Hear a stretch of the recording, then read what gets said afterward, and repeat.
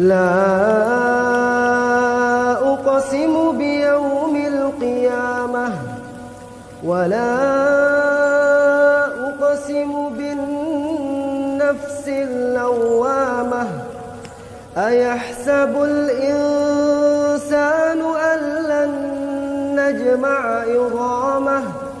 بلى قادرين على أن نسوي بنانه. الحمد لله نحمده ونستعينه ونستغفره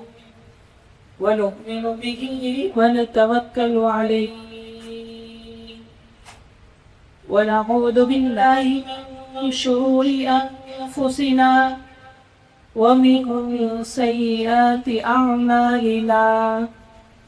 من يهده الله فلا مضل له ومن يضلله فلا هادي له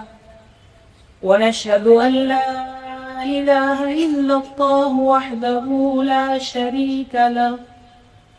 ونشهد أن سيدنا ومولانا محمدا عبده ورسوله. أما بعد فأعوذ بالله من الشيطان الرجيم. بسم الله الرحمن الرحيم. قل للمؤمنين يغضوا من أبصارهم ويحفظوا فروجهم ذلك أزكى لهم إن الله خبير بما يصنعون. صدق الله مولانا العلي العظيم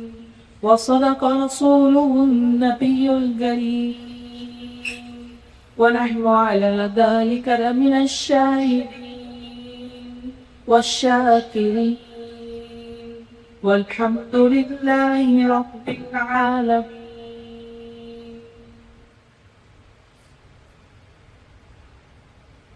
عزیزان محترم، بزرگوں اور میرے دینی ساتھیوں، نوجوانوں، اس دنیا میں دنیا والوں کا بنایا ہوا ایک نظام یہ ہے کہ جب ہم کسی مارکیٹ سے،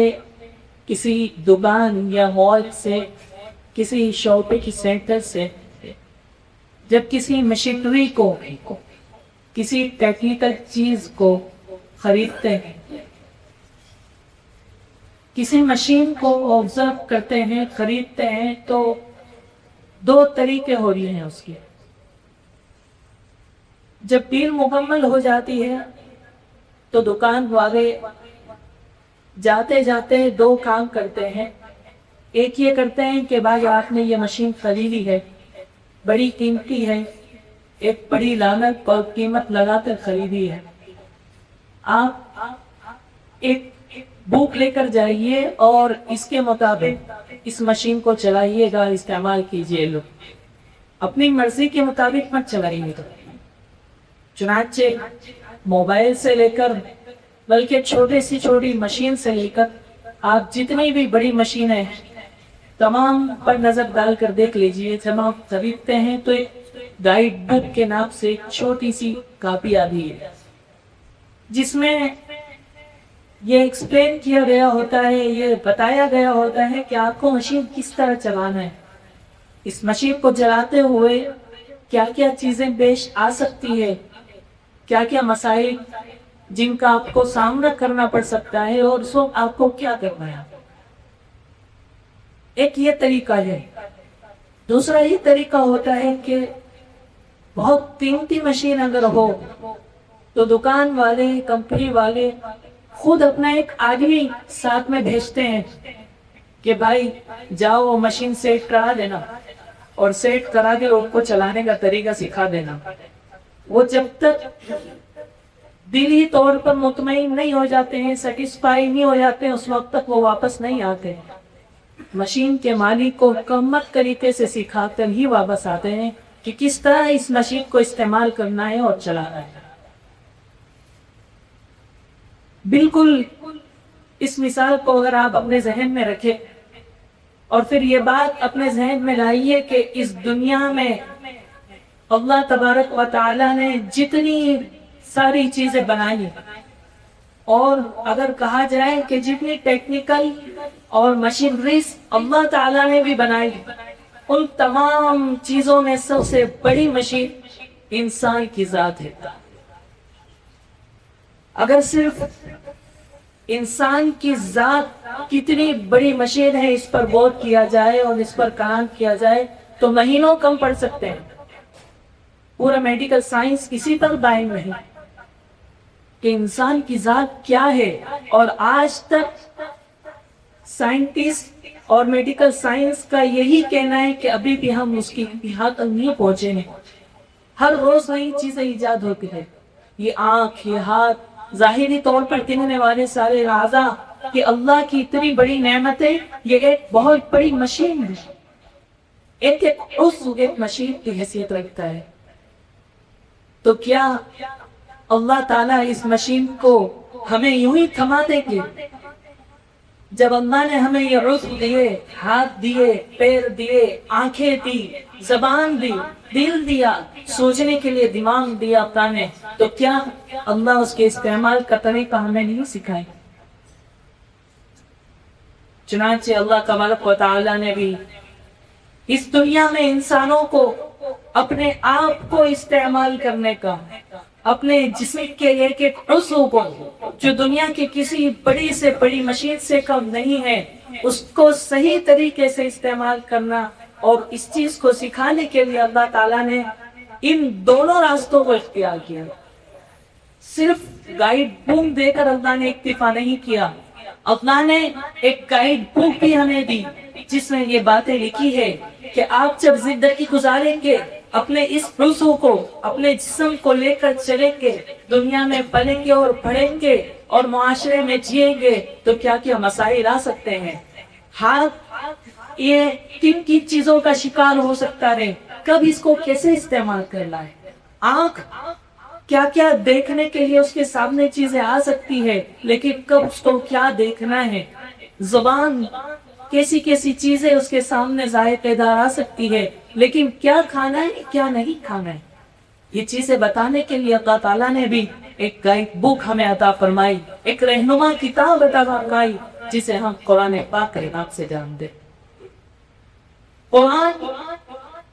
واحد وہ کتاب ہے جو اس دنیا میں انسان کی مکمل رہنمائی کے لیے کافی ہے. کسی بھی طریقے کا وہ انسان ہوگا، کسی بھی درجے میں رہنے والا وہ انسان ہو، اور وہ اپنی زندگی کے کسی بھی مرحلے سے گزر رہا ہو، قرآن ایک ایسی گائیڈ بک اور ایک ایسی رہنما کتاب ہے کہ اس کی رہنمائی انسانی زندگی کے ہر موقع، ہر مرحلے میں موجود ہے. کیا کھانا ہے، کیا پینا ہے، کیا دیکھنا ہے، کیا سننا ہے، کیا بولنا ہے، کس طرح چلنا ہے، کب ہاتھ اٹھانا ہے، کب ہاتھ روک لینا ہے، یہ ساری چیزیں شمار کرنا جائے، شمار کرنا چاہے اگر تو پوری قرآن کی تفسیر اگر سامنے رکھ دی جائے تو وہ اسی چیز کی تفسیر ہے. قرآن کی اس دنیا میں لکھی جانے والی ساری تفسیر اور قرآن پر لکھی جانے والی اور کی جانے والی ساری گفتگو ہمیں یہ بتاتی ہے کہ ہمیں زندگی کیسے گزارنا ہے. اس لیے کہ قرآن تمہاری رہنمائی کے لیے آئے. اسی طرح اللہ تعالیٰ نے ایک رہنما ہمیں عطا فرمایا، ایک پیغام پر اپنی طرف سے اللہ تعالیٰ نے ہمیں اپنے معاشرے میں عطا فرمایا جسے ہم محمد رسول اللہ صلی اللہ علیہ وسلم کی ذات سے پہچانتے ہیں. آپ صلی اللہ علیہ وسلم نے آ کر اپنی پوری زندگی اس طرح گزاری کہ آپ صلی اللہ علیہ وسلم کی پوری زندگی ایک ایک انسان کی زندگی کے ہر لمحے، ہر مرحلے کے لیے ایک گائیڈ اور ایک رہنمائی کی چیز ہے. آپ کی ذات کا ایک ایک ذرہ، آپ کی زندگی کا ایک ایک لمحہ، ایک ایک منٹ کسی نہ کسی انسان کی رہنمائی کے لیے کافی ہے. یہ دو چیزیں ہماری رہنمائی کے لیے ہے۔ اب اگر کسی انسان نے کوئی مشین خریدی، واشنگ مشین خریدا دکان سے جا کر، اور اس نے اس طریقے کے مطابق اس کو استعمال نہیں کیا جو طریقہ گائیڈ بک میں لکھا تھا، اس نے اس مشین کو اس طریقے کے مطابق استعمال نہیں کیا جو طریقہ آنے والے امپلائر نے یا کسی اور نے سکھایا تھا، بلکہ اس پہ اپنی مت پانی چلائی۔ مشین میں کپڑے دھوئے جاتے ہیں، اس نے برتن ڈال دیے گا، اب وہی مشین خراب، لگا کرنٹ، اب وہ گیا دکان میں لڑنے کے لیے، شکایت کرنے کے لیے، تو دکان والا کہاں کا ایڈریس بتائے گا؟ ہاسپٹل کا ایڈریس ہی بتائے گا اور کیا؟ اسی طرح اس دنیا میں اس مشین کو، اس جسم کے ایک ایک عضو کو صحیح طریقے سے استعمال کرنے کے لیے ہمیں یہ گائیڈ بک، رہنما کتاب اور محمد رسول اللہ صلی اللہ علیہ وسلم کی ذات اللہ تعالیٰ نے دے کر یہ ہمیں عہد دے دیا ہے کہ تمہیں زندگی گزارنا ہے تو انہی رہنمائی کے مطابق گزارنا ہے جو ان دونوں سے حاصل ہو سکتی ہے۔ قرآن اور سنت سے جو رہنمائی ملتی ہے اسی کے مطابق آپ کو زندگی گزارنا ہے اور اسی کے مطابق اپنے جسم کے ایک ایک عضو کو استعمال کرنا ہے۔ اگر کوئی اس کے خلاف استعمال کرے تو جس طرح برتن کو مشین میں، واشنگ مشین میں ڈالنے سے مشین خراب ہو جاتی ہے، نتیجہ نکلتا ہے وہ کسی کو نقصان دیتی ہے، کسی کو کرنٹ لگ سکتا ہے، مشین بیکار ہو جاتی ہے، اسی طرح بالکل ایک انسان اگر قرآن کے بتائے ہوئے طریقے کے خلاف، رسول اللہ صلی اللہ علیہ وسلم کے بتائے ہوئے طریقے کے خلاف زندگی گزارتا ہے، اپنے جسم کے عضو کا استعمال غلط کرتا ہے تو یہ مشین بھی خراب ہو جاتی ہے، معاشرے کو نقصان پہنچاتی ہے، خود کو نقصان پہنچاتی ہے، اس سے اس کے گھر والے پریشان ہوتے ہیں، اس کے محلے والے پریشان ہوتے ہیں، نتیجہ یہ نکلتا ہے وہ خود بھی برباد ہوتا ہے اور اپنے ساتھ کئی لوگوں کو برباد کر کے اس دنیا سے جاتا ہے۔ اب ہمارا فریضہ یہ ہے کہ ہم سمجھے کیسے کہ قرآن ہمیں کب کس مرحلے میں کیا رہنمائی کر رہا ہے، کیا گائیڈ قرآن کی ہمارے لیے ہے، کیا رہنمائی ہمارے لیے ہے قرآن کی کس مرحلے میں۔ اس کو سمجھنے کے لیے بہترین طریقہ اللہ تعالیٰ نے اس امت محمدیہ میں جو جاری فرمایا وہ علماء اکرام کا طریقہ، علماء اکرام کا ذریعہ ہے۔ رسول اللہ صلی اللہ علیہ وسلم نے فرمایا کہ علماء اکرام انبیاء کے وارث ہیں، یعنی انبیاء اکرام علیہ السلام کو انسانیت کو زندگی گزارنے کا سلیقہ سکھانے کے لیے بھیجا گیا تھا۔ اسی طرح انبیاء کے چلے جانے کے بعد اور خاتم النبیین محمد رسول اللہ صلی اللہ علیہ وسلم پر نبوت کے سلسلے کے ختم ہو جانے کے بعد علماء کرام وہ ذات ہے، وہ شخصیت ہے کہ جنہیں اللہ تعالیٰ نے انسانیت کو زندگی گزارنے کا سلیقہ سکھانے کے لیے پیدا فرمایا۔ چنانچہ اس وقت کی سب سے بڑی ضرورت یہ ہے، انسان کی بنیادی ضرورت یہ ہے، جس طرح ایک مشین کی بنیادی ضرورت یہ ہے کہ اس کو اس کے بتائے ہوئے طریقے کے مطابق چلایا جائے، انسان کی بنیادی ضرورت یہ ہے کہ وہ اپنے رب کے بتائے ہوئے طریقے کے مطابق چلنے کے لیے قرآن سے جڑے اور قرآن کی رہنمائی، قرآن کو سمجھانے والے، قرآن کی تفسیر کرنے والے، قرآن کو واضح کرنے والے علماء کرام سے جڑے۔ یہی نجات کا راستہ ہے، اس کے علاوہ انسانیت صحیح راستے پر نہیں چل سکتی، اس لیے کہ ایک انسان اپنے اندر دو قسم کے تقاضے رکھتا ہے۔ اللہ تعالیٰ نے انسان کو ایک طرف مٹی سے بنایا ہے تو دوسری طرف اس کے اندر روحانیت کا اثر بھی رکھا ہے۔ اللہ نے انسان کے اندر ایک مٹیریل تقاضے رکھے ہیں جس کی وجہ سے اس میں خواہشات ابھرتی ہے، اس میں غلط تقاضے ابھرتے ہیں۔ دوسری طرف انسانیت کو روحانیت کی طرف بھی متوجہ کیا ہے جس کی وجہ سے وہ اچھے کام کی طرف بھی راغب ہوتا ہے۔ لیکن اس دنیا میں روحانیت اور بہیمیت، حیوانیت کو مینج کرتے ہوئے زندگی انسان اسی وقت گزار سکتا ہے جب وہ قرآن اور محمد رسول اللہ صلی اللہ علیہ وسلم کے تعلیمات کے مطابق زندگی گزارے، ورنہ دنیا میں ایسے لوگ موجود ہیں جنہوں نے دنیا کو چھوڑ دیا اور یہ کہا کہ یہ دنیا ہمیں برباد کر رہی ہے اور جنگلوں کا راستہ اختیار کر لیا۔ جنہوں نے یہ کہا کہ عورتوں سے ہمیں نقصان ہوتا ہے اور شادیاں چھوڑ دی، اور پھر کیا ہوا دنیا نے دیکھا کس طرح کی گندگیوں میں وہ شکار ہوئے۔ اور ایسے لوگ بھی موجود ہیں جنہوں نے اس دنیا کو پکڑ لیا، روحانیت کو چھوڑ دیا، اللہ کو بھلا دیا، اپنے دل کے سکون کو چھوڑ دیا، اور وہ دنیا مادیت مٹیریلزم کے پیچھے چلے گئے، مال دولت کے پیچھے چلے گئے، اور وہ بھی کس بربادی پر پہنچ چکے ہیں۔ آج دنیا انہیں بھی دیکھ رہی ہے۔ سچائی کا راستہ، بھلائی کا راستہ اور نجات کا راستہ صرف یہ ہے کہ انسان اپنے روحانی اور اپنے حیوانی دونوں تقاضوں کو مینیج کرتے ہوئے زندگی گزارے، یعنی نکاح بھی کرے اور نکاح کو قرآن کی اور رسول اللہ صلی اللہ علیہ وسلم کی تعلیم کے مطابق کرے۔ انسان کھانا بھی کھائے اس لیے کہ اس کا حیوانی تقاضا ہے، لیکن کھانا اس طریقے کے مطابق کھائے جو طریقہ قرآن نے بتایا، جو طریقہ محمد رسول اللہ نے بتایا۔ کھانا کھائے، زبان کا کام یہ ہے کہ زبان ذائقہ چکھے، کچھ اچھی چیزیں اس تک پہنچے، لیکن انسان وہی چیزیں زبان کو چکھائے جو چیزیں چکھانے کا حکم قرآن دیتا ہے، حرام چیزوں سے بچنے کا حکم دیتا ہے۔ انسان زبان کو حرام سے بچا لے۔ زبان کا یہ تقاضا ہے کہ وہ کچھ بولے،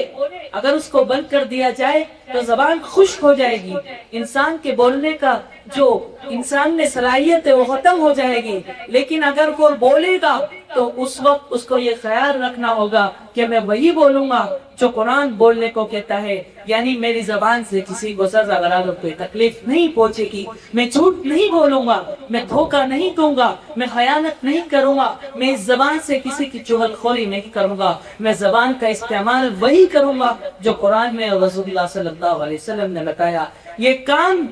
سننے کے لیے ہے، اگر کان میں ڈونچے بھر دیے جائے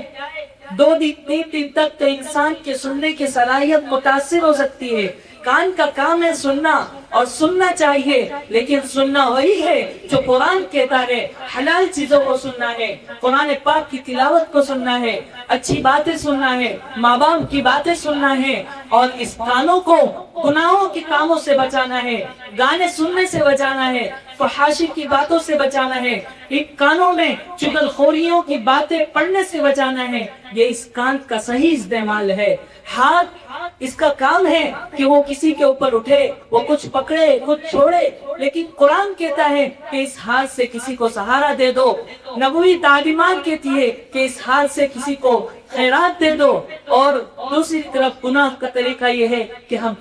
اسی ہاتھ سے کسی کو تکلیف پہنچا دیتے ہیں، اسی ہاتھ سے کسی پڑھتے ہوئے انسان کی ٹانگ کھینچ کر اس کو نیچے کر دیتے ہیں۔ لیکن ہمیں وہی کرنا ہے جو قرآن کہتا ہے، نبوی تعلیمات کہتی ہے۔ اسی طرح پورا جسم اور جسم کا ایک ایک عضو، اس کے دونوں کام ہیں، لیکن ہمیں کرنا وہی ہے جو قرآن کہتا ہے، نبوی تعلیمات کہتی ہے۔ ایک ایک عضو پر اگر کلام کیا جائے تو شاید مہینوں کم پڑ سکتے ہیں، لیکن اس موقع پر اس مختصر سے وقت میں مناسب سمجھتا ہوں کہ اس وقت کا جو سب سے بڑا بحران ہے اس انسانی عضو میں، جس عضو کو سب سے زیادہ غلط استعمال کیا جاتا ہے، اس پر کچھ گفتگو کروں۔ ان میں سے جن اعضاء کا سب سے زیادہ غلط استعمال ہوتا ہے، ان عضو میں سے ایک عضو آنکھ ہے۔ اس دنیا میں کی جانے والی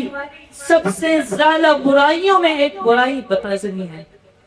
آنکھ کا صحیح استعمال یہ تھا کہ ہم کعبۃ اللہ دیکھتے ہیں، آنکھ کا صحیح استعمال یہ تھا کہ ہم اپنی آنکھوں سے اپنی ماں کو دیکھتے، اپنے والدین کو دیکھتے اور جنت کا اور حج کا ثواب پاتے، جنت کے حقدار بن جاتے۔ آنکھ کا صحیح تقاضا یہ تھا، اس کا صحیح استعمال یہ تھا کہ ہم ان آنکھوں کے ذریعے اللہ کے نیک بندوں کو دیکھتے اور دلوں کو سکون پہنچاتے۔ لیکن افسوس یہ ہے کہ آج اس آنکھ کا اکثر غلط استعمال ہوتا ہے۔ ایک نوجوان اگر گھر سے نکلتا ہے، مسجد سے نکلتا ہے، مسجد میں نماز پڑھتا ہے، اللہ کی عبادت کرتا ہے اور یہ ثابت کرتا ہے کہ میں مسلمان ہوں، لیکن جب وہ مسجد سے نکلتا ہے تو آنکھ کا استعمال ایسا کرتا ہے کہ اس کے استعمال سے یہ ثابت ہوتا ہے کہ شاید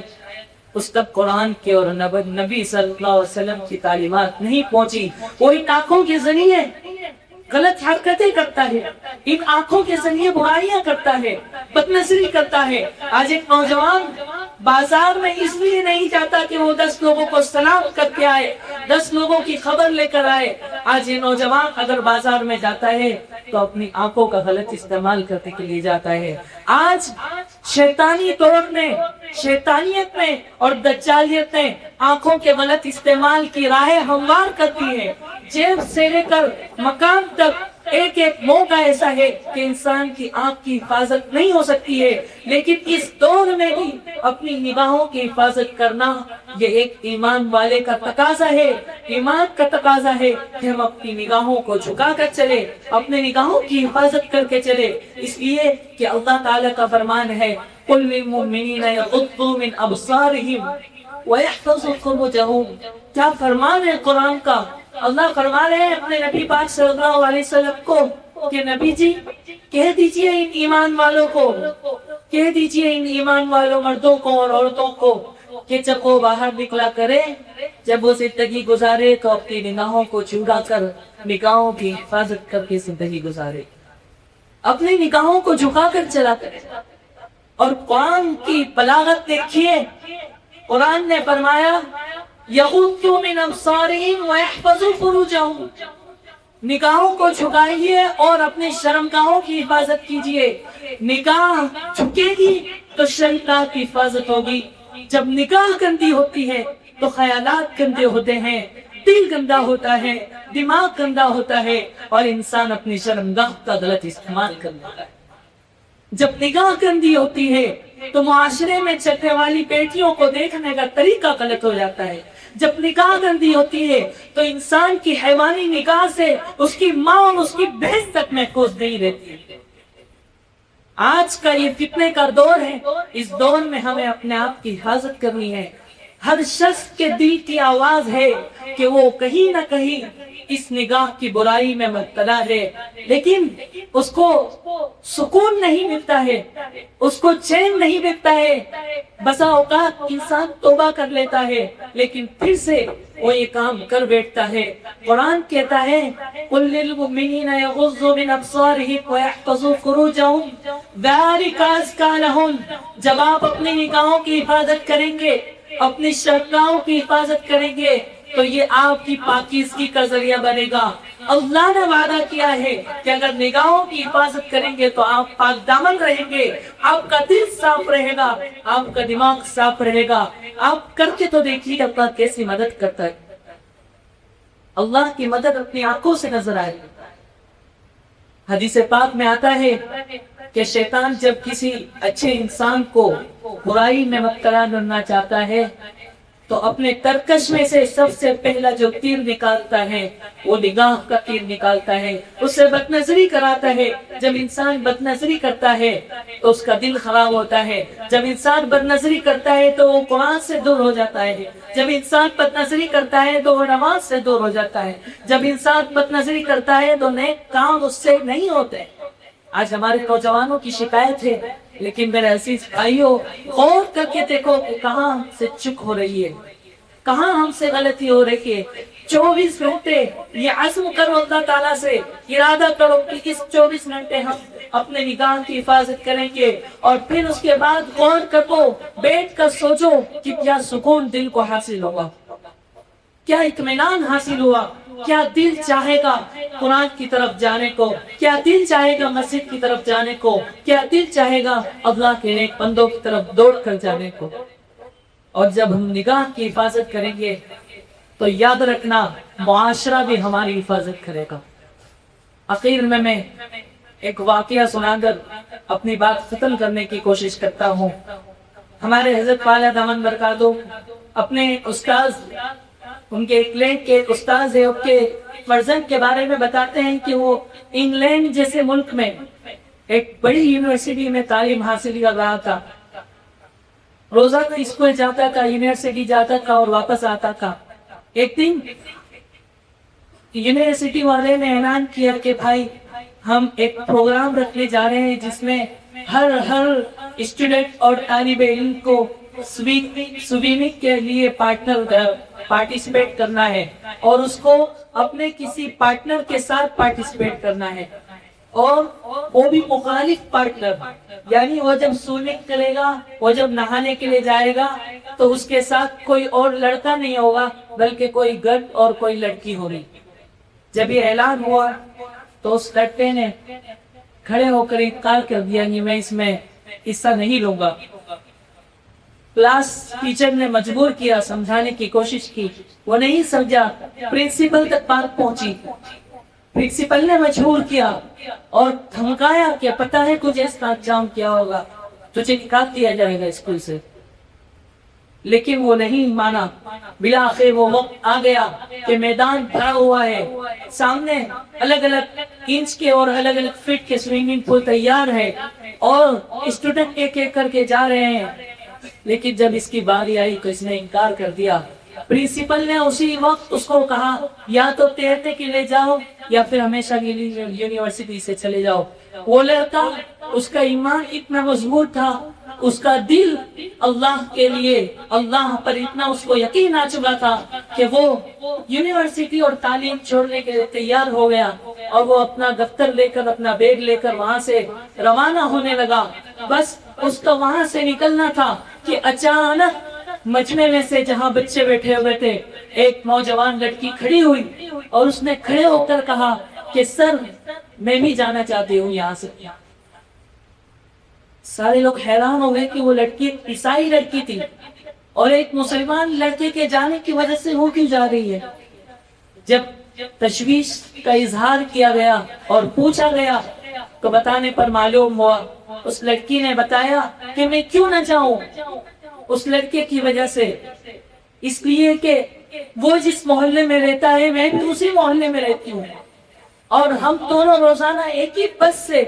اسکول آتے ہیں، اور سالوں سے ہم اسکول آ رہے ہیں، کالج آ رہے ہیں، روزانہ آتے ہیں، روزانہ جاتے ہیں، لیکن ایک دن بھی اس لڑکے نے مجھے اپنی نگاہ سے اٹھا کر نہیں دیکھا۔ روزانہ ہم ایک ہی بس میں سوار ہوتے ہیں، ان کی بس سے اترتے ہیں، لیکن کبھی اس نے اپنی نگاہ اٹھا کر مجھے نہیں دیکھا۔ جس انسان کے مذہب کی یہ تعلیم ہو، جس کے ماں باپ کی یہ تربیت ہو، جس کے نبی کی یہ تعلیم ہو کہ اس کی نگاہوں سے، اس کے امتی کی نگاہ سے ہمارے عزت کی حفاظت ہوتی ہو، میں اس نبی کا تربیہ پڑھنے کے لیے تیار ہوں۔ وہ لڑکی بڑے مجمع کا اعلان کرتی ہے اور اسلام قبول کرتی ہے، پھر کیا ہونا تھا،